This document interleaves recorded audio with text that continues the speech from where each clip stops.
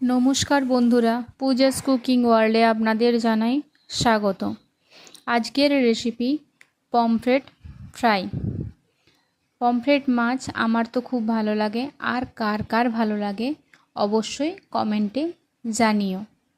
আর যদি আমার রেসিপিটা ভালো লাগে তাহলে অবশ্যই লাইক, কমেন্ট, শেয়ার এবং সাবস্ক্রাইব। আমি পমফ্রেট ফ্রাইয়ের জন্য নিয়ে নিয়েছি 4টে পমফ্রেট মাছ।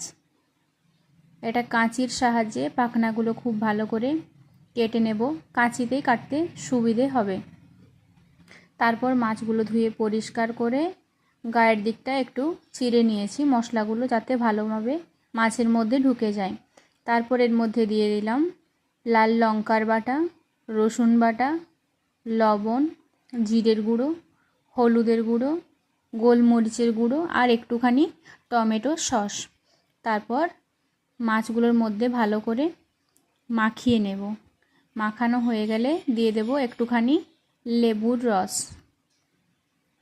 সবগুলো একসাথে মশলাগুলো মাখিয়ে ম্যারিনেট করে রেখে দেব 15 মিনিট মতো।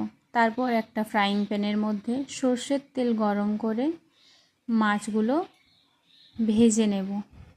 দু পিঠ খুব ভালো করে ভাজা হয়ে গেলে আমি নিয়ে নেব একটা সার্ভিং প্লেটের মধ্যে মাছগুলো এক এক করে তুলে নেব।